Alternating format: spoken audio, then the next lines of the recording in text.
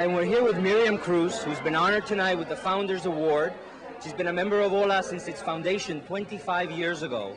I want to ask you, Miriam, how has HOLA changed in these 25 years? Well, the vision was always there. We knew that we started at a point when, after many efforts, it was the right time to start and conceive this organization, because we had had many failures. People had tried to make an organization so we could be under an umbrella to create a force for us, but it never somehow germinated. And in 1975, under Ilka's, Tanya Payan's idea, she had the first concept of the whole thing. She called a couple of actors, and we were about 5 or 6 people there. On the first meeting, there were only 4 people, and she brought the idea, and we all loved it. So we started calling people, and from just an idea, we started changing the rules and regulations, getting a lawyer, incorporating the organization. Putting it all together. Putting it all together, getting an office, getting the telephone, getting the actors, and getting the body of actors that we needed. And then we had the first president, that was Ilka. Larry Ramos continued when she went to Hollywood. And every year we had a new president, and we've had about 5 or 6 of them, and each one took HOLA to a different step. But I think that Manny Alfaro, we have to really say special thanks to him, because his dedication, he doesn't have an agenda. He really doesn't have an agenda. He's dedicated, and he has opened the directory to many, many areas. It's not only acting, theater. We have TV commercials. We have voiceovers. We have our calls for movies. Print, CD-ROMs, and now the internet. The organization is well-rounded.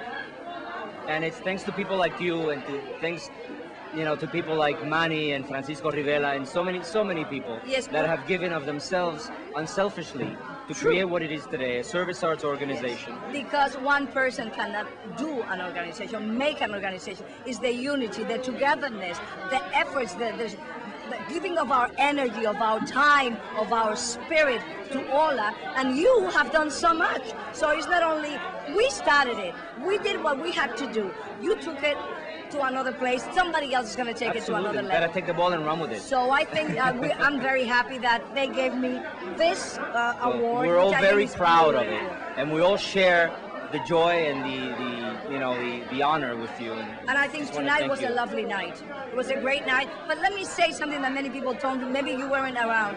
In 1977, we did our second awards presentation, and we had luminaries like Rita Moreno, Raúl Julia, Manolo Fábregas, José Ferrer came to our awards presentation, and that meant a lot to us. So that meant that we needed an organization to bring us together, and we have.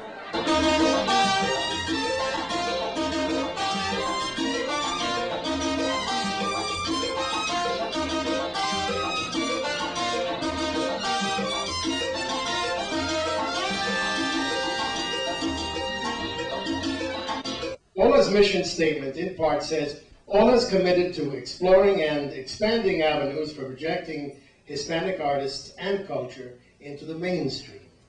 George C. Wolfe's career in the HOLA Board of Directors' best judgment reflects that mandate to an ideal.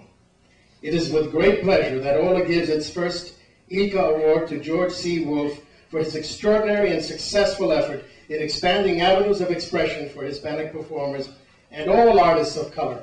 And I have a special request. Gigi Gazon, Ilka Tanya Payan's daughter, would like to present this plaque to George. She has a number of words she'd like to say.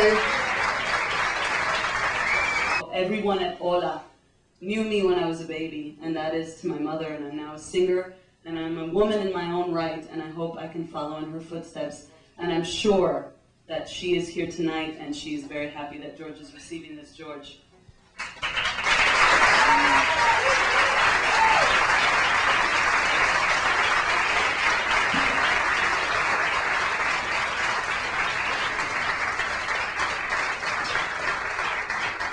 This is extraordinarily special to me. Oh, I'm feeling emotional because of Ilka. I first met her when I was 22, and she was like, I mean, what is that? I was in California at the time, and they don't grow a lot of hair out there. So I just saw her, and she would just, and she was just, George. And she was doing blah, blah, blah, blah, blah, blah, like, okay, George. Okay, she was just always making these demands. And I was very young and very cute then, a little small body. And I'm here with my friend Chiqui Cartagena. I met Chiqui Cartagena in Channel 41 about 15 years ago when she was producing a cooking show. And now she works for TV Guide. Let's hear what she has to say. Why do you think there's a lack of positive Latino role models in the media today?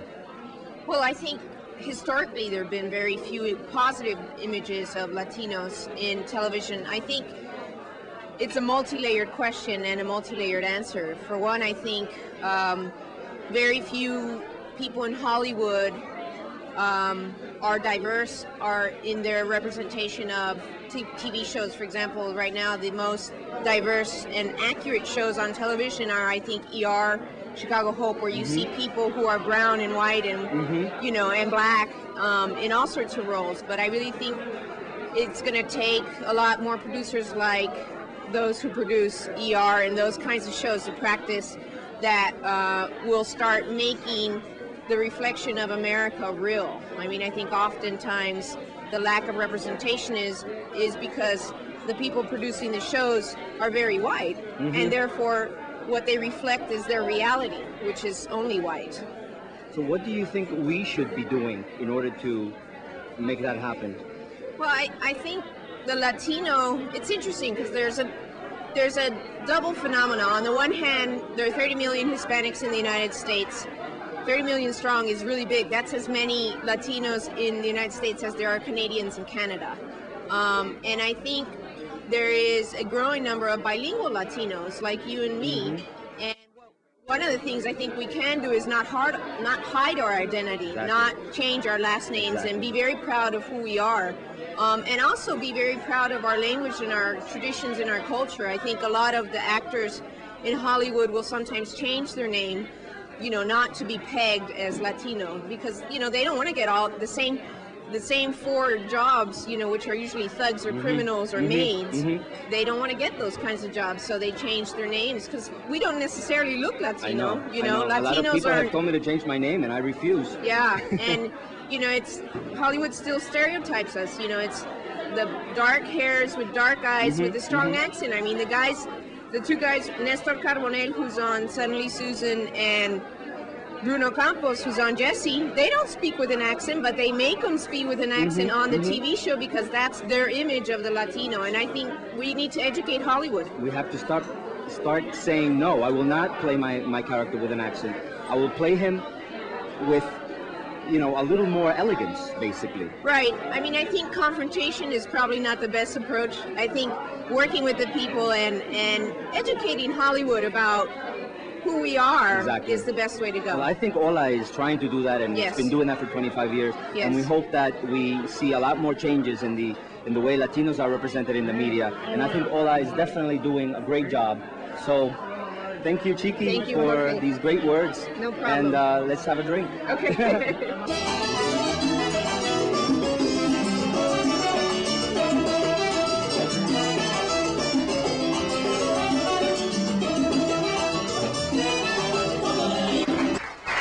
I hope you've enjoyed today's show.